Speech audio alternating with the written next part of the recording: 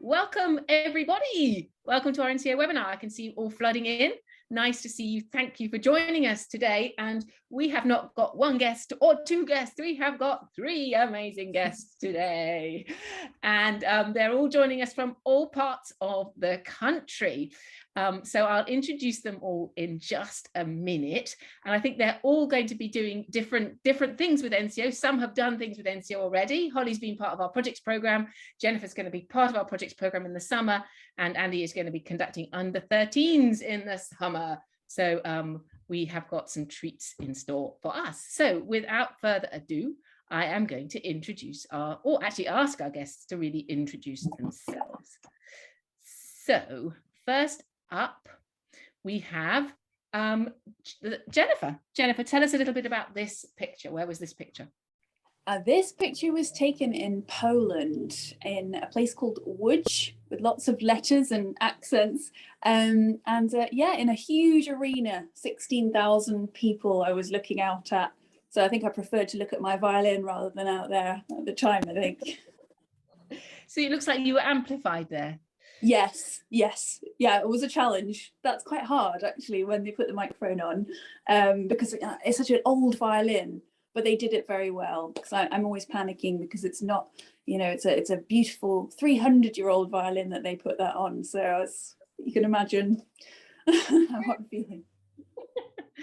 Great. So tell us a little bit about your experience with BBC Young Musician. I know that BBC Young Musician is going on at the moment, and I know we probably have some children watching today who have been part of it or are still part of it or who are dreaming about being part of it at some point in their lives. Tell us just a little bit about your experience of BBC Young Musician. Oh, it was an incredible, life-changing experience. I couldn't believe it. I don't know if people watching know how old I am, but that was a very long time ago. And I remember watching the previous winner. It was Guy Johnston, and he was giving like an acceptance speech on telly after winning. And I just remember thinking, oh my God, I'll never be able to do that. That's so terrifying. And that was the only bit I didn't enjoy about the whole thing. I was making the speech, but it was all right. How old were you when you won? I was 12 years old. But yeah. What an amazing experience. And that kind of kick-started your career, really. Yeah, it's a great stepping stone, amazing competition, and it was a dream to be part of. Lovely people, and yeah, it was. Like I can't really remember. It's like a kind of a lovely memory that I dip into whenever I can. And more congratulations! You've just been awarded an MBE, I believe. Yeah, that's true. Yes, some nice jewellery from Her Majesty. Very nice. Who gave it to you? It was Queen Anne. It was Princess Anne. So yeah, no, she couldn't make it, unfortunately, but it was lovely to meet Princess Anne. Amazing experience. Just about stood up in my heels all day, because it looks like one picture is like one moment and it's all amazing, but it was a lot of waiting around too in a beautiful palace that was just stunning. Amazing place. And tell us about this. You've been active in Trafalgar Square recently.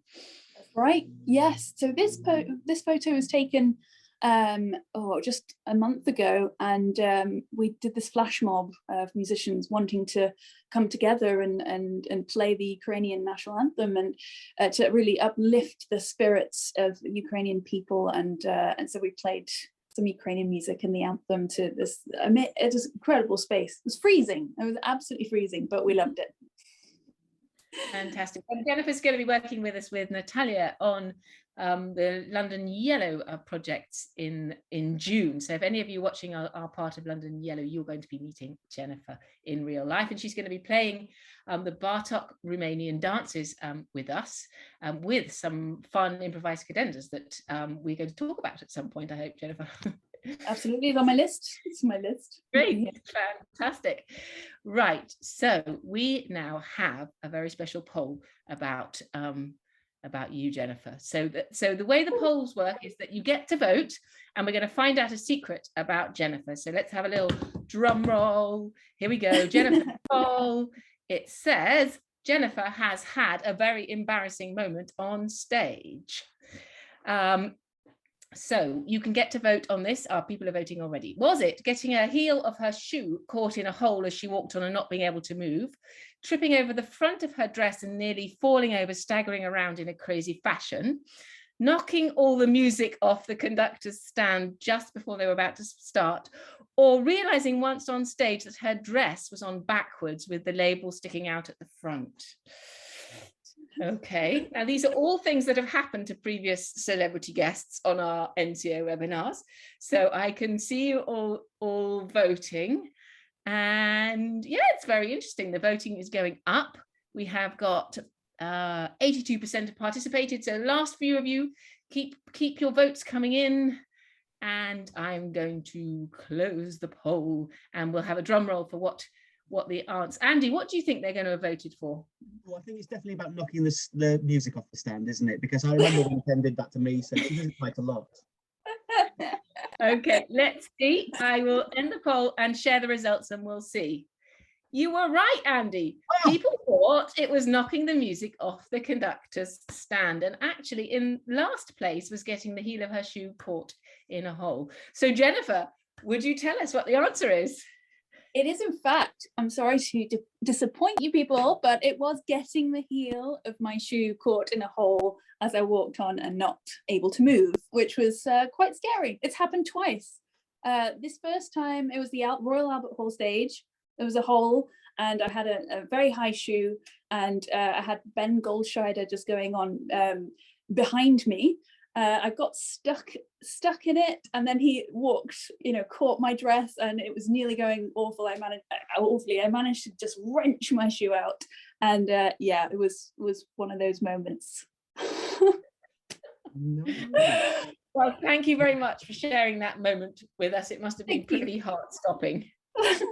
Interesting. Nobody's listening to the music then, which is the plus thing, plus side of things. Great. So now I'm going to move on to introducing the amazing Andy Morley, who's going to be conducting with our under 13s.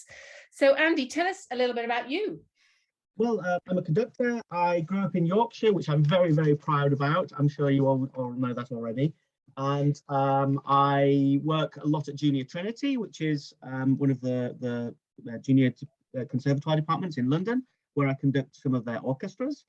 And I have been working with NCO, I think, for about 6 or 7 years now. I started doing the under 11s a few years ago, and I've done a couple of courses, well, 3 courses with them. And I used to do one of the regional orchestras, which has slightly changed a little bit recently. And this year, I'm conducting the summer project with the under 13s orchestra. And we are going to be doing a slightly spooky, horrible histories type program. So we're looking forward to getting gruesome. Here's the rep, actually, Andy, if you want to tell us anything about any of this music. Yes, well, I mean, I absolutely love Stephen Sondheim, and he actually very, very sadly passed away this year, a couple of months ago. And I wanted to find something that would work for us that fit into the theme, and this wonderful overture to A Funny Thing Happened on the Way to the Forum, which is a sort of Roman farce, seemed very, very appropriate. So I'm really looking forward to that. That's the first time I will have conducted that piece, so really looking forward to that. Then we're going to do some Florence Price, who is an American black composer, female black composer, who we're really looking forward to performing some music. I've done this piece actually before a few years ago, and it's a really sort of intense tone poem about the forest and the oak, and it doesn't have a program as such, but it's really very very atmospheric. I think people will enjoy it. And then a few more pieces, everybody knows, I'm sure, Danse Macabre and Mars from the Planets, but we're going to do this tone poem that Dvorak wrote at the very end of his life, called The Water Goblin. He wrote 3 or 4 wonderfully evocative tone poems at the very end of his opus numbers. And this one has a gruesome tale about a goblin who steals his own child and takes it away from the mother. And it's really, really gruesome and wonderful for the horrible histories type theme. And then, of course, some wonderful Walton, Henry V, music for Laurence Olivier's film.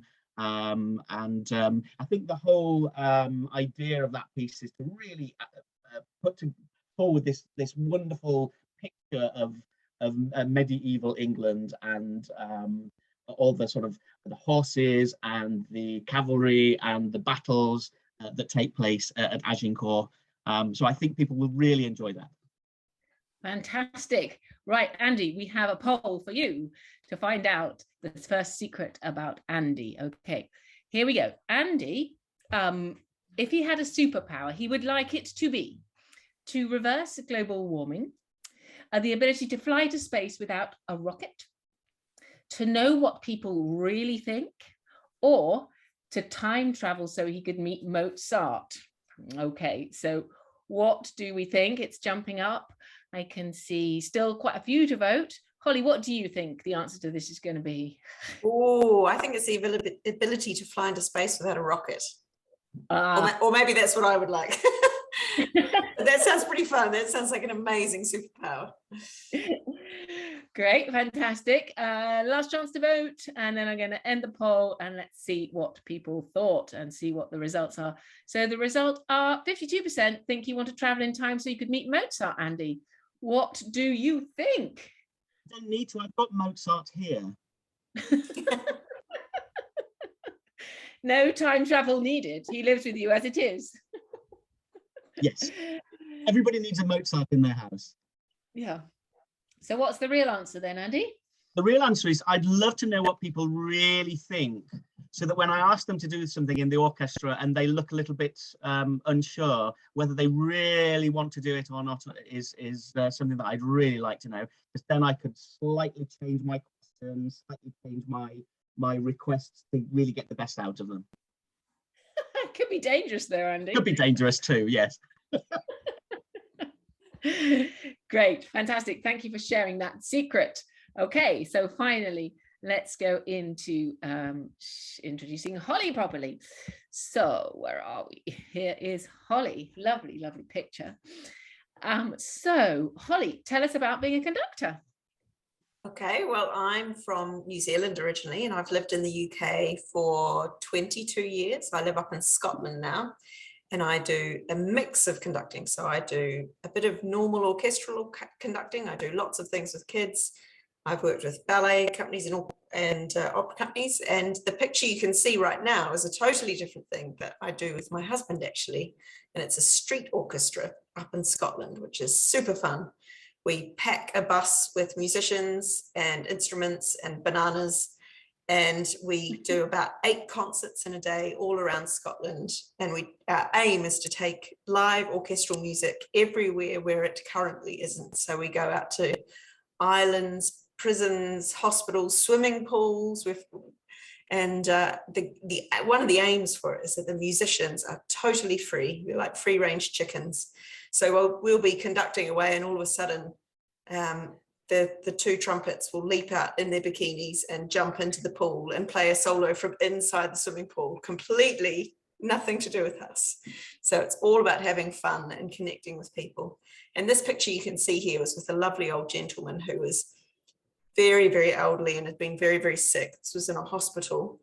He hadn't spoken to anyone other than his wife and his nurse for about a year. He just was completely non-communicative. And we played him some old Gaelic folk trad music up in the Outer Hebrides. And we turned around at one point and he was just crying and crying and crying. So for the rest of the concert, I had to cuddle him. And he just said, "This is incredible. This is the most amazing thing." And he just didn't want us to stop playing. So we have moments like that as well, where we really connect with people who are going through really troubling things in their lives. We work a lot with the refugee community and the homeless community and kids in schools that don't have any access to instruments and music lessons. We go and turn up with a big box of instruments and do fun stuff with them. So we do a lot of that work. And I was crying my eyes out in that photo as well, which is why I look the way I do. It's hard not to in a moment like that. Oh, amazing. We'll come back to that in a minute, but what you did with us, you had an amazing weekend with us, with Jess Gillam, didn't you, in the Birmingham project? We did, which yeah. was very ambitious. And I've just got a little video clip to share you of Holly in action with us doing the NCO Stomp in Birmingham.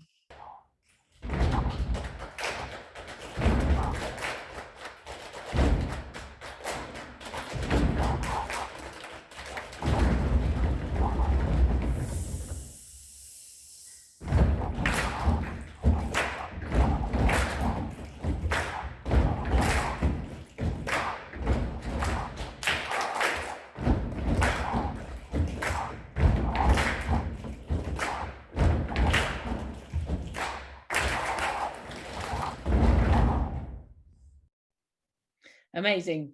And that was just such a treat to be able to do that with you, Holly, and so much fun for all of us. So time for a poll about Holly. Let's get out of that and launch the poll. I wonder what we're going to find out about Holly. The question we asked Holly was, if you were not a musician, what would you like to be? And it is a software engineer, a pilot, an Xbox designer, or an astronaut. So, oh, look at this. Oh, they're quite decisive. I love watching this go up. It's 40, 60%, 65% have voted. Oh, 70%. It's climbing and climbing. There's a clear winner. Who do you think it's going to be, Jennifer? What do you think? I think it might be an astronaut. Well, that's interesting. You should say that. Let me share the results. They think you want to be an astronaut, Holly. So what is the real answer? Well, it's a little bit of a sneaky trick question, because the answer is I want to be all 4 things. I want to be all of those things. So we need to discover the elixir of life, because I need 5 lifetimes so that I can be all the things I want to be and do all the things I want to do. And I definitely want to do a bit of all of these things at some point before I put my slippers on and resign myself to the couch as an old lady. There's so many fun things I want to try to do. But yeah, I love all of those things. Amazing. So everybody was right.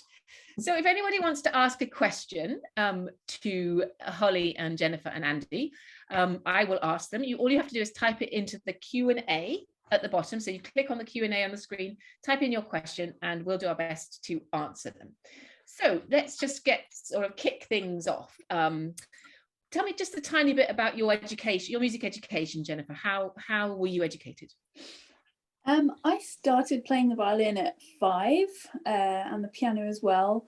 And then I went to just my local primary school. I went to Hurstead Junior School in Cheadle-Hulme. So I'm a northerner as well as Andy. And I went to Cheetham School of Music in Manchester after that when I was 8. And I left at 16. Went to the Guildhall in London, School of Music and Drama. I did a couple of years at Oxford, and then I was a free spirit after many, many years. That was my long journey. It was a lot of hard work. Yeah. Holly, what about you? How were you educated? Oh, mine's a bit weird. So when you're growing up in New Zealand, there's no such thing as conservatoires and junior conservatoires. There's just your school education, or if you're really lucky and your parents can afford it, then you might get some private lessons. But I happened to have a grandma who used to be a concert pianist, and she had to stop when she had a family, but she was an incredible teacher, and she started teaching me when I was about 3 with harmony and recognizing cadences and doing air tests. And then I started playing piano with her when I was 4. So she was my main teacher, and I just learnt piano with her. I did a couple of years of violin, a couple of years of cello at high school, and I didn't practice either of them at all. I was so lazy, but it was really fun to learn them. I did a lot of singing. I sang in a church choir, which I think is one of the best training things you can ever do. And then I started conducting when I went to university, because I'd been a composer as well. My composition teacher was also the conducting teacher. And he said, if you're interested in composing, you should learn to conduct. And if you're interested in conducting, you should learn to compose. And the two go hand in hand. And that was a really good education. And eventually I did a series of degrees in New Zealand and Australia, an undergraduate degree in composition, a master's in conducting in Australia, and then I went back and did a PhD, which is like a big written thing, and that was sort of more about the history of music and art history and things. And then I came to the UK in 2010 and worked as an orchestral librarian for the Philharmonia for 2 years when Esa-Pekka Salonen was the chief conductor.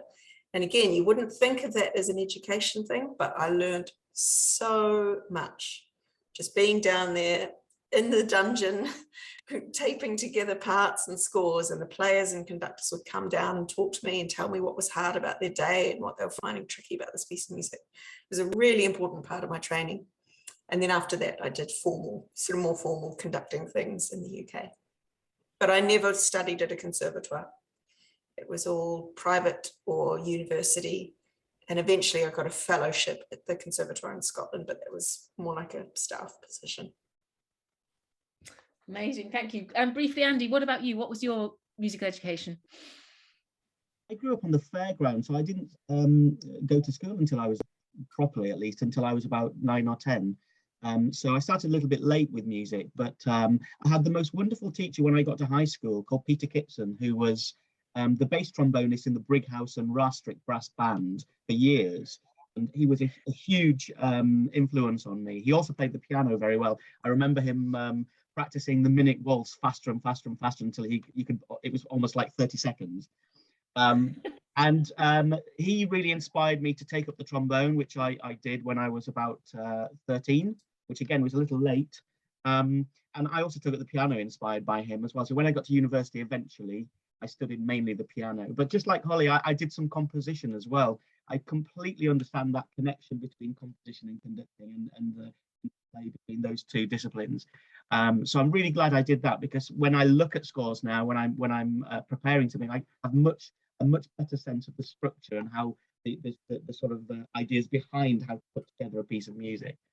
And then I studied conducting at Trinity College of Music, as it was then. It's now Trinity Laban, of course. That was about 15 years ago.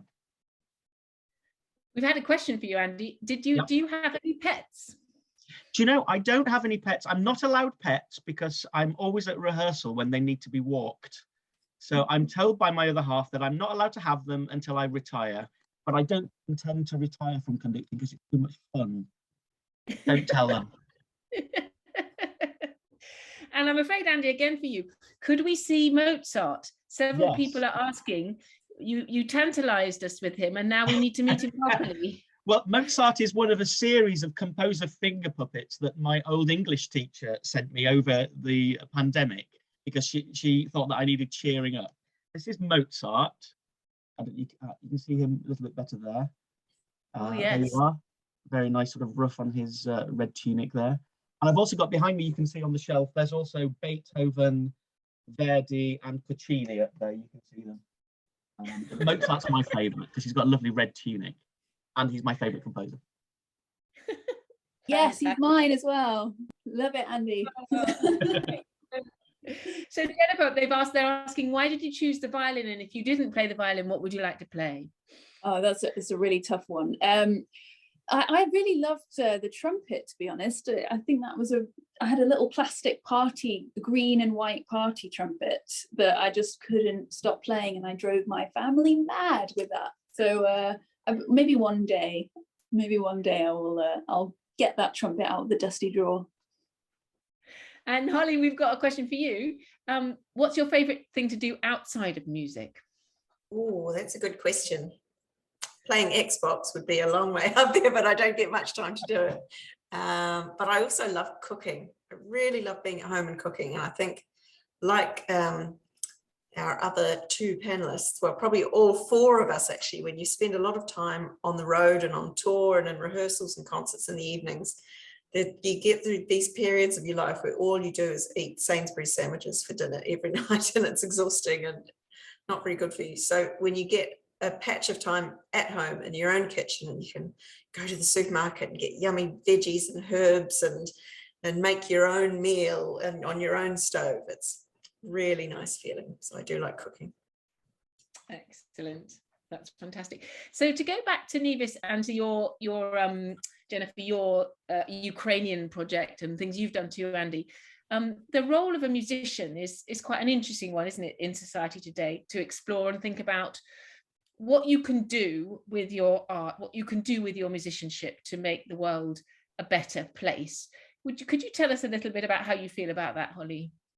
Yeah, I always try to think that no matter how talented you are, how good you are on your instrument, or how many big concerts you're getting as a conductor or a soloist, it's really easy to feel that we're entitled to things in that case because we're very good at something. And actually I work really hard to think, no, we're servants, we're service providers, and we serve our community, and we serve as many people as we can, not just the people who can come and sit in a concert hall, but everyone else as well.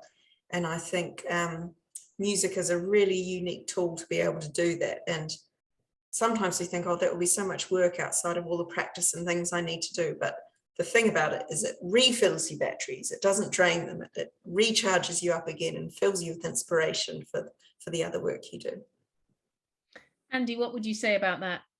Well, right, but I think music is about sharing. I think the most wonderful thing that I get from my musical life is the opportunity to share it not only with my fellow musicians and my students and my family, but also to share it with audiences and to actually feel as though I'm closer to people that I don't know. We share a moment, don't we, when we are in the concert hall or in the recital hall, and we are all part of that same moment. And to feel connected in that way, I think, is quite rare in these days where we're all very disparate and very disconnected, both in our physical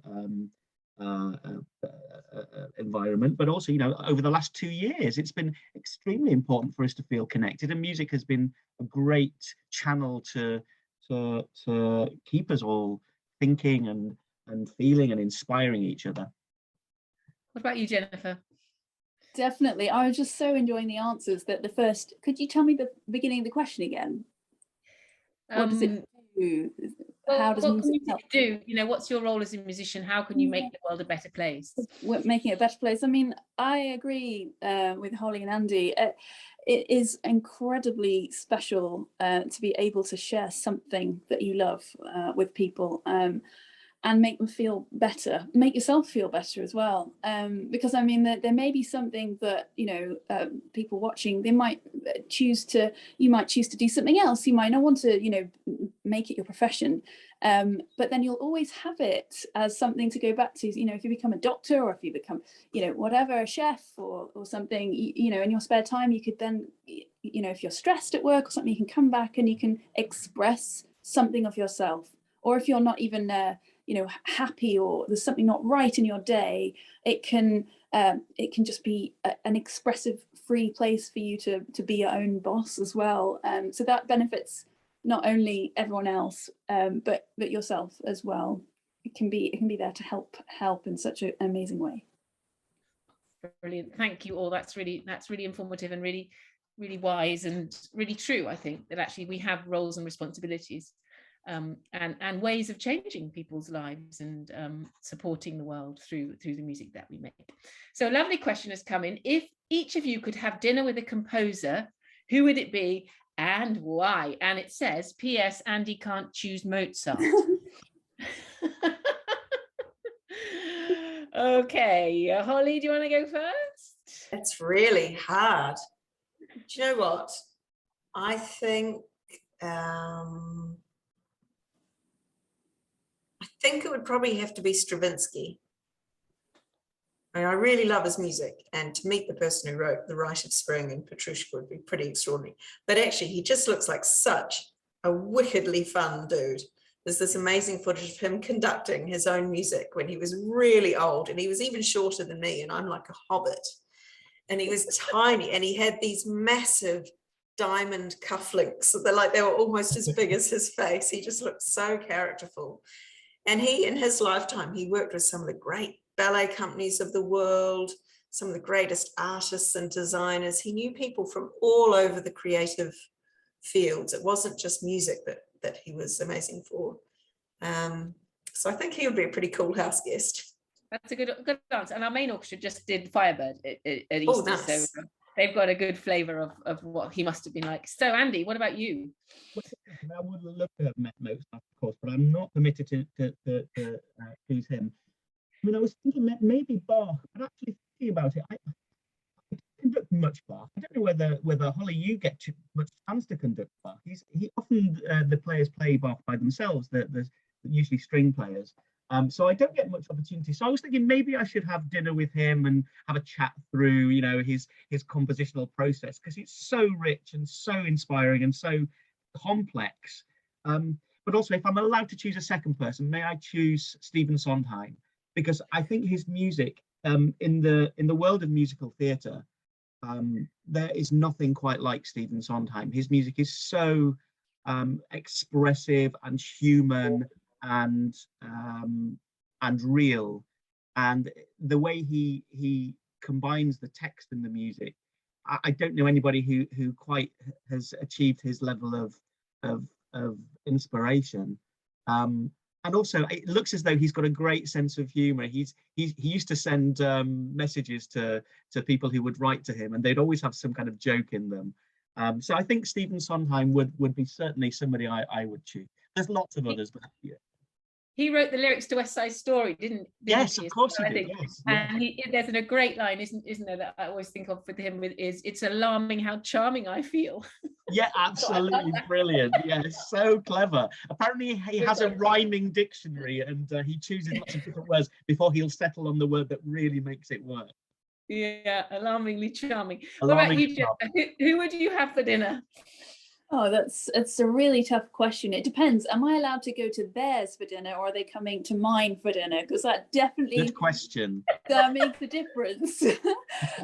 Because with Vaughan Williams, I visited his house just like a couple of weeks ago in Leith Hill, and I have to say, dinner there would be amazing. He was there for, I think he grew up there for 20 or so years, and I've always loved Vaughan Williams's music. I absolutely adore it. So I think he seems as well like a really nice or interesting person with lots of humorous things that he says, and apparently he was quite charming as well when he was younger. So maybe I'd go back in time to that time.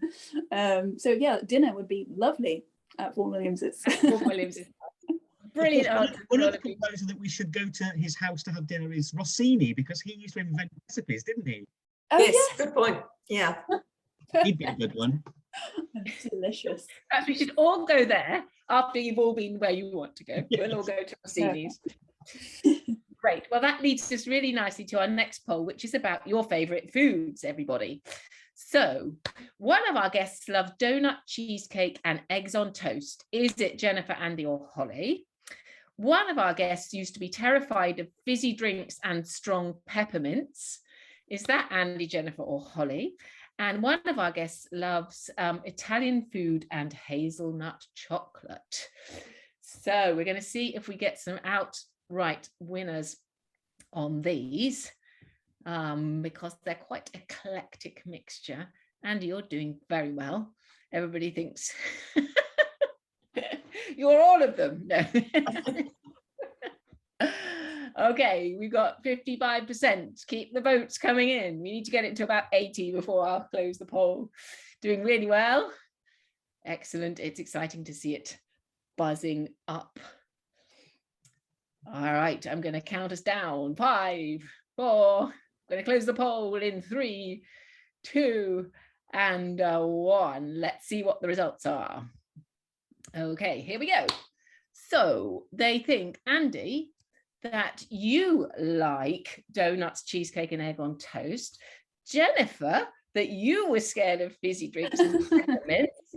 And Jennifer, again, that you like Italian food and hazelnut chocolate. So I think that's out and out completely wrong, isn't it? Yes. Okay, Holly, tell us which one was you. Okay, when I was a very little girl, and I will stress this is when I was a very little girl, this is not last week, I was terrified of fizzy drinks and strong peppermints, the ones that buzz in your mouth. They really freaked me out when I was a kid. I think that can be quite scary. Fizzy drinks can kind of mess with you, can't they? You feel like it's going up into your brain, and I was very scared. Yeah, oh, sweet. What was yours, Andy? Mine was the Italian food and hazelnut chocolate, although I should say not at the same time or in the same recipe. So, you know, I would eat one bit first and then have the seconds for after. But I must say, I really love donuts, cheesecake and eggs on toast. So I suppose anybody who voted me for that one is kind of true. I didn't see that option in advance, but I could have put it down. And that was, of course, the first one was you, Jennifer. that right? That is correct. That is correct. But I have to say, they're really perceptive, our audience today, because I have to say that, yes, I do love donuts, cheesecake, and eggs on toast.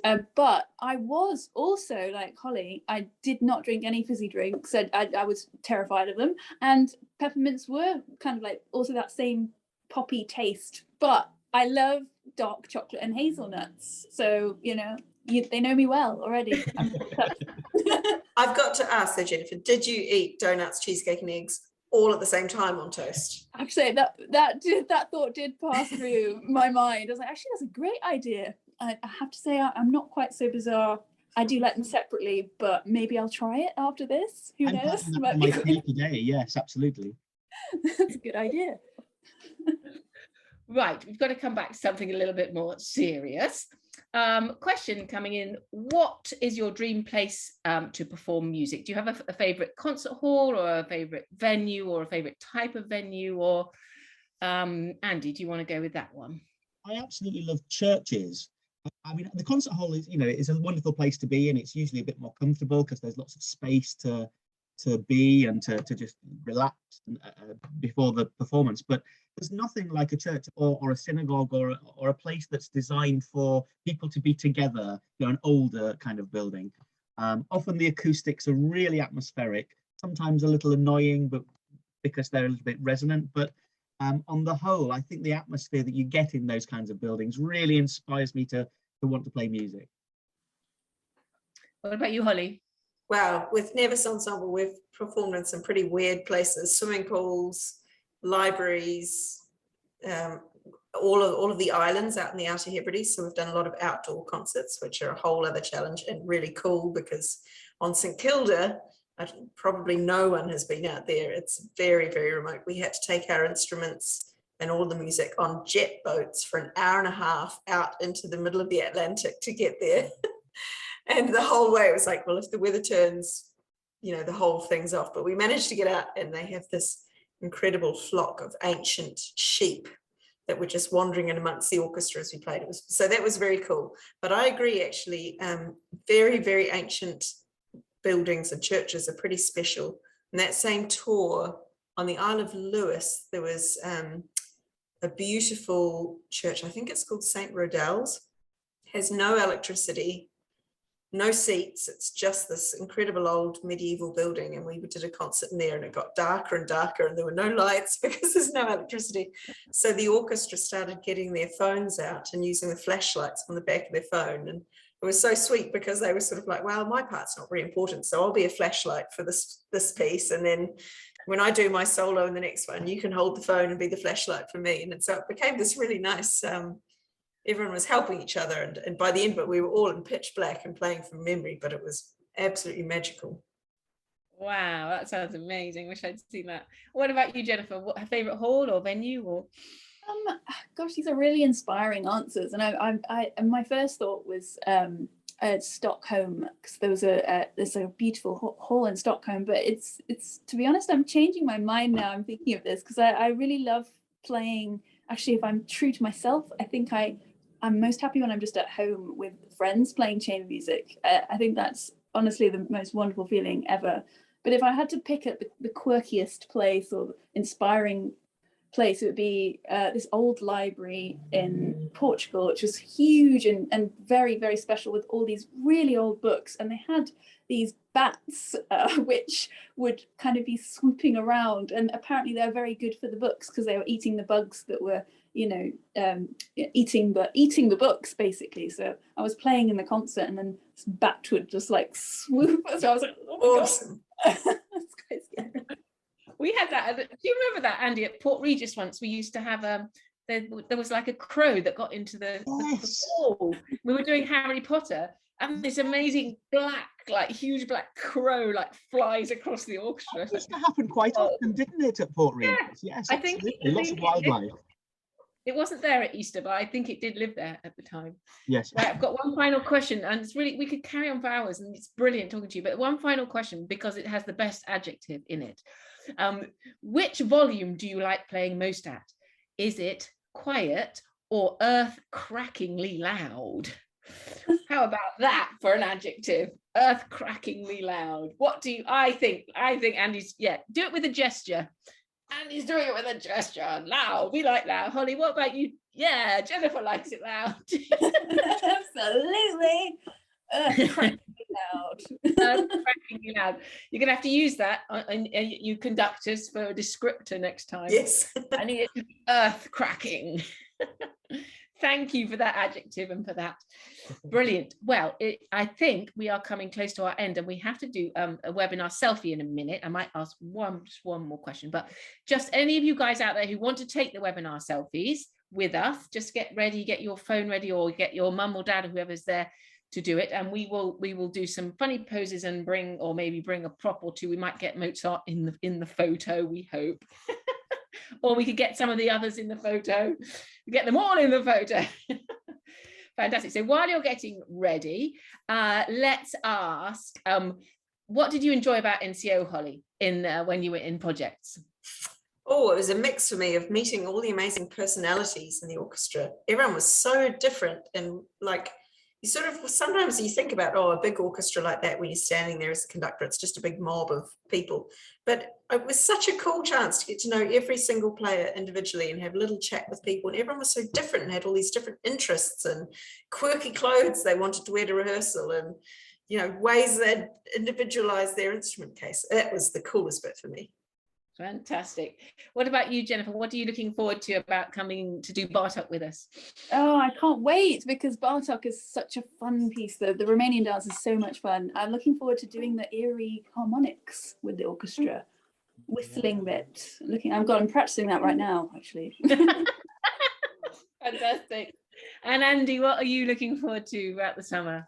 We're looking forward to meeting people I haven't seen for a long time, NCO staff, some of the students who I haven't seen who are coming back, getting to know lots of new people, and playing great music with you, and being part of the NCO family once again, which we've really missed. Great, fantastic. Right, we're ready for our webinar selfie. So I have got a crazy hat, because why not? Why not have another crazy hat? Great.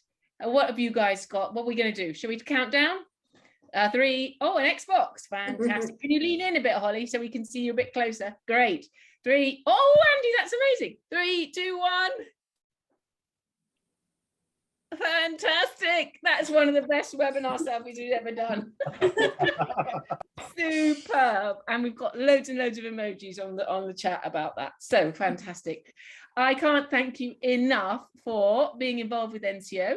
But also we have one final poll to launch about advice before you go. So who was given this great advice when they were young? The piece of advice was be generous. That was one of them, had that. Who had the following great advice? Trust your instincts.